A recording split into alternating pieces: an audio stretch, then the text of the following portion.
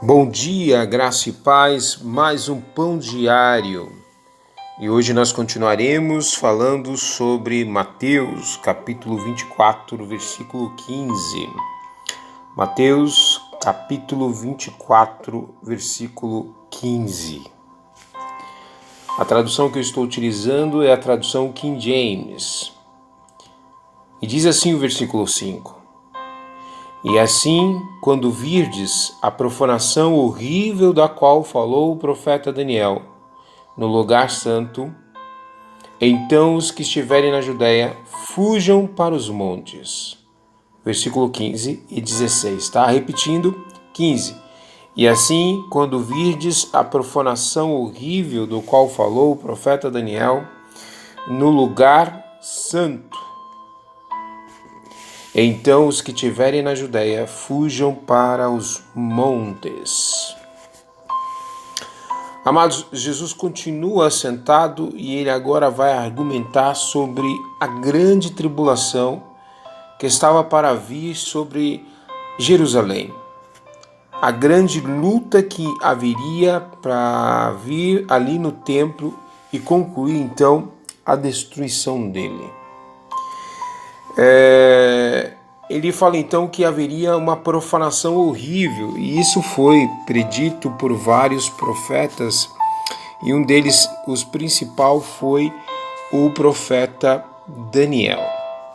Veja o que o profeta Daniel falou a respeito de Jerusalém. Em Daniel 8,13. Então ocorreu que ouvi o Kadosh, ser angelical que indagava a outro santo: até quando durarão os acontecimentos anunciados por esta visão?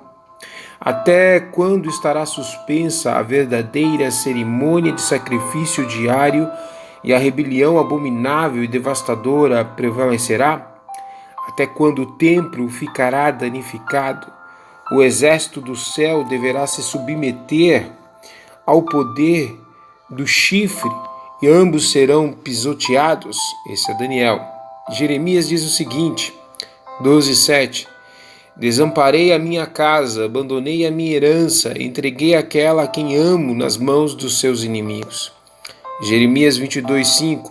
Entretanto, se desobedecerdes a esta palavra, assevera Yahweh, que é Jeová, juro por mim mesmo que este palácio ficará deserto. São palavras escatológicas do fim dos tempos em referência ao templo de Israel. E é sabido dentro da história secular e até mesmo bíblica que o templo literalmente foi profanado. Essa questão do templo ser profanado, é sabido que o templo foi construído por rei Herodes. E não só o templo foi reconstruído por rei Herodes, como havia também a presença da guarda real romana que fazia segurança próximo daquele lugar. E existem outras conjecturas em relação à história, dizendo também que essa abominação foi feita por Antíoco Epifanes, que profanou o templo ao oferecer sacrifício a Zeus no seu interior em 168 a.C. Então nós vemos que a profecia escatológica do Velho Testamento, ela apontava para o fim do templo. Isso era fato. E Jesus aqui, argumentando o que Mateus escreveu, Mateus 24:15, ele disse: e assim quando virdes a profanação horrível do qual falou a profecia, o profeta Daniel no lugar santo. Então é um sinal muito claro, escatológico, de uma grande perseguição quando isso acontecesse. E isso aconteceu. O templo foi destruído, Jerusalém foi perseguida, os cristãos foram culpados em incendiar e literalmente houve uma grande perseguição. Amados, por que então a Bíblia ela traz essa característica escatológica? Deus ele tem dois tratados. O tratado do Antigo Testamento, que é direcionado diretamente a Israel, aos judeus. E muitas gentes tratam essa questão de forma equivocada, achando que aquilo que está literalmente, escatologicamente voltado para o povo de Israel também é voltado para a igreja, para a eclésia, no período da graça. Mas há uma distinção entre o Antigo Testamento e o Novo Testamento. Como diz Jesus, aquela mulher samaritana, ele diz para ela: você adora o que não sabe, mas nós adoramos o que sabemos, porque a salvação vem dos judeus, parafraseando para os amados entender. Então, assim, o sinal muito claro sobre o fim seria a destruição do templo. E, de fato, dentro do contexto atual nosso e contemporâneo, nós podemos ver que o templo de Israel não existe mais. Dentro da história, ele foi destruído, literalmente, não só destruído, mas profanado. Veja que Israel, ele não tem estabelecido, ele mantém as festas judaicas tradicionais, a Páscoa e outras que estão correlacionados dentro da sua cultura, daquilo que eles haviam aprendido, dentro do contexto da Torá, né, o Pentateuco, né, os 5 livros de Moisés, e todo o contexto profético dos profetas maiores e menores, e também os livros históricos e poéticos que a Bíblia vem trazendo. Uma história de toda uma nação, de toda uma história de todo um povo que foi escolhido por Deus. E ali, na verdade, eles literalmente serviriam a Deus não por uma opção voluntária, mas imposta por Deus. É claro que muitas pessoas não gostam desse termo, que Deus vai impor a sua vontade, mas Deus, ele é soberano. Você vai ver isso, que eu não me engane, no profeta Joel. Agora eu não lembro qual é o profeta de cabeça. Mas ele fala que Deus tirará o seu coração de pedra e colocará um coração de carne no povo de Israel. E que o povo vai se arrepender dos seus pecados, e que o seu povo vai se converter, e ele será o seu Deus, e eles serão o seu povo. Então, tudo isso por causa do nome dele. Deus, ele valoriza muito a questão do nome de Deus. Isso é fato, isso é muito importante a gente entender. Então, olhando para Mateus 24 e lembrando que o livro de Mateus é um evangelho que foi escrito voltado diretamente para Israel, para evangelizar os judeus. Você vê essa característica do livro de Mateus quando Mateus usa a expressão reino dos céus, muito mais diferente de que Marcos e Lucas, que poderão usar a palavra reino de Deus, porque você não pode tomar o nome de Deus em vão. Diante disso, ele fez esse evangelho especificamente, principalmente na questão tradicional judaica, para refutar ali as teses dos fariseus, dos saduceus, de toda a corja judaica de seitas que surgiram do judaísmo. Nós temos algumas, os fariseus, os saduceus, os essênios, os zelotes, herodianos, nicolaítas, samaritanos, escribas e mestre da lei. São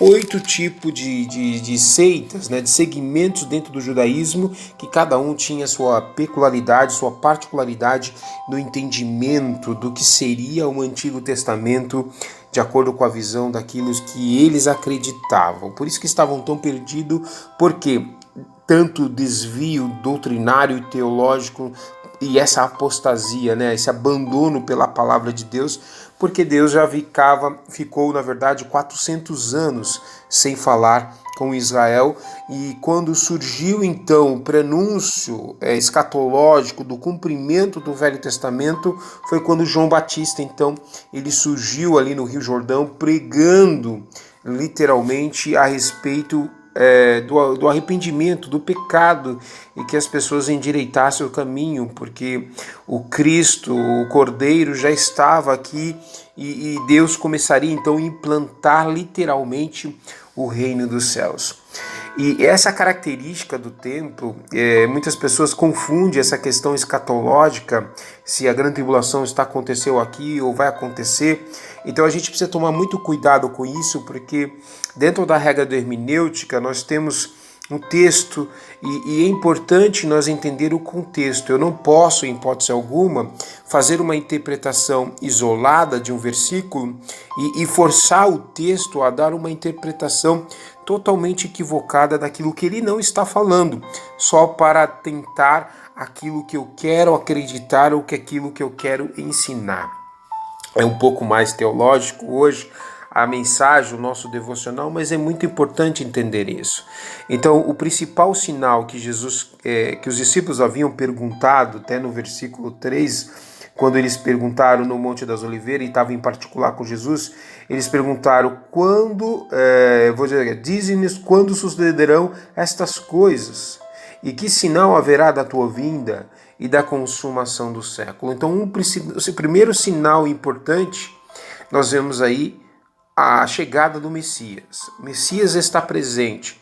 Esse era um sinal bem claro sobre as coisas, o cenário escatológico, a escatologia do Velho Testamento. Então estava se cumprindo naquele momento. Por isso que você vai ver João, no capítulo 1, chamando Jesus Cristo de a palavra, o Logos. Algumas traduções traz como palavra o verbo, ou seja, Jesus Cristo era o Velho Testamento em carne e osso. Então veja, e Hebreus também fala isso, que as coisas do Velho Testamento são as sombras de Cristo. Ou seja, tudo que está descrito no Velho Testamento seria a sua sombra. E o Novo Testamento, então, de fato, seria o que é real, né? Ali a implantação do reino dos céus. Então veja como é importante nós estudarmos a palavra e entendemos este contexto. Então, e o templo foi destruído. Não só destruído, mas o templo também foi profanado. E houve uma grande perseguição de Roma aos cristãos e também provavelmente aos judeus, porque destruíram ali a referência do templo, a referência da religião, a referência da liturgia, do culto ao Shekinah, a glória de Deus. Então Israel foi literalmente fragmentado, né? Dividido e foi perseguido, e Roma então trouxe uma grande destruição, um grande choro. E claro que se nós lemos anteriormente, nós vamos ver Jesus lamentando isso, falando isso: ó Jerusalém, tu que matas os profetas, né? Nós vemos isso, ele argumentando sobre essas coisas, e Jesus traz esse alerta literalmente aos escribas e fariseus, falando sobre isso, e de fato você vai encontrar isso um pouquinho antes, tá? É isso que é importante a gente entender, o contexto bíblico sobre isso. Então Mateus 24, ele é muito rico. Esse fato do templo ser profanado e construído e destruído novamente traz para nós então um fato que já se cumpriu, tá? Muitas pessoas têm a expectativa que isso ainda vai acontecer, mas de fato, dentro da história, dentro da linha teológica reformada, acredita que na verdade isto já de fato aconteceu. Então nós temos o primeiro sinal da grande perseguição, temos os sinais do clima, temos as características dos falsos cristos e também dos falsos profetas. Tudo isso corrobora, tudo isso fortalece para que nós entendamos que a implementação, né, do reino dos céus está ativa e em vigor, que é a dispensação da graça, que é o favor de Deus para aqueles que foram chamados, eleitos, escolhidos por Deus, pela Trindade, o Pai, Filho e Espírito Santo, que assim então possam literalmente entender que a salvação ela foi colocada à disposição daqueles que foram separados por Deus. Isso é muito bom entender isto. Historicamente, você talvez já leu Mateus 24 inúmeras vezes, mas nunca teve uma visão desta forma. Que Deus possa falar com você. Amanhã eu darei continuidade, eu vou comentar o versículo 16 e a gente vai prosseguindo, tá bom? Vamos orar e agradecer a Deus por mais este dia? Senhor, nós te agradecemos, Pai querido, nós estamos diante da Tua presença. É muito bom começar a semana, iniciar a semana aprendendo, entendendo a tua palavra e que teu Espírito Santo venha testificar em nossos corações a respeito desta palavra. Senhor, eu peço que nesta semana seja uma semana da tua graça, da revelação da tua palavra sobre as nossas vidas. Abençoa cada família, abençoa cada lar, a cada pessoa que vai ouvir este áudio, seja alcançada pela tua graça, pelo favor teu, aqueles que não mereciam, mas que encontram paz e descanso através da tua palavra. Trabalha, Senhor, em suas mentes para compreenderem que a tua vontade ela é agradável, perfeita diante de Deus para nós. É o que Deus tem oferecido, colocado em nós, a graça de Deus sobre nossas vidas. Alcança cada um, é o que eu te peço, em nome de Jesus. Amém. Uma ótima semana para você, fica com Deus e um ótimo dia. Paz.